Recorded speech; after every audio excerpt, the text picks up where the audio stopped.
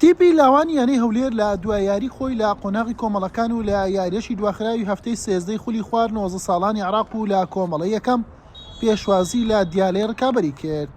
لا نیوە یەکەم بێدەنگێکی تەواو بە یاریەکەوە دیار بوو. لا خولەکی 31 هەڤاڵ دڵسۆز بربەستی یەکسانیشکاند و لاوەکانی هەولێری بە گۆڵ یەکەم پێشخست. ئەنجام گۆڕانکاری دیکەی بەسەردا نەهات و نیوە یەکەم بە گۆڵێکی بێوەڵام بە سوودی هەولێر کۆتایی هات. لا نیوەی دۆم تیپی خوار 90 ساڵان یانەی دیالە فشارەکانی بە ئامانجی گۆڵ یەکسانی دەست پێ کرد.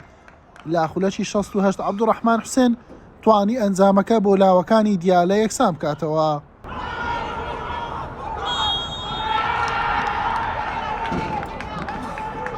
دوو خولێک دواتر هۆکار هونەر بە ئەسیستی ئاریان خالید جارێکی دیکە هەولێری پێشخستەوە و گۆڵی دۆ میلیارەکە تۆمار کرد.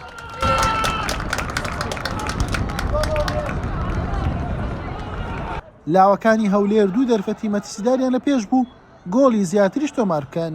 سوودیان لێ نەبینی. دیالەش هەوڵی بۆ گۆڵ یەکسانی دەدا. ستون بووە بربەست. یاری بە دوو گۆڵ بەرامبەر گۆڵێک بە سوودی تیپی خوار 90 ساڵان یانەی هەولێر کۆتایی هات.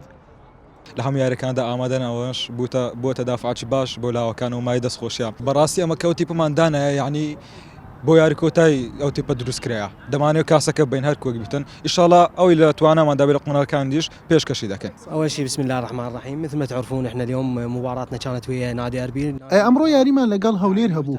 تیپێکی باش و یارزانەکانی باشن. تیپەکەی ئێمەش درێغی نەکرد لە ئاز بەرپرسیارەتی بووین. یاری داهاتوومان لەگەڵ گەرمەیە. بە بردنەوە دەتوانین پێشەنجی بگرین. هەرچەندە ئێمە گەیشتنمان بە قۆناغی 16 سۆگەر کردووە. إذا أخذنا إن شاء الله 3 نقاط.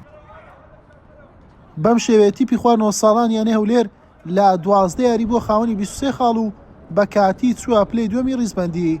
یاریەکانی لەم قۆناغە کۆتایی پێهات و سەرکەوتی بۆ قۆناغی 16 سۆگەر کردووە.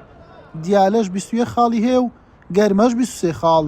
لە دوای یاریان بەیەک دەگەن و هەردوو تیپیش گەیشتون بە هەمان قۆناغ. حوسێن محەممەد کەناڵی پێیام هەولێر.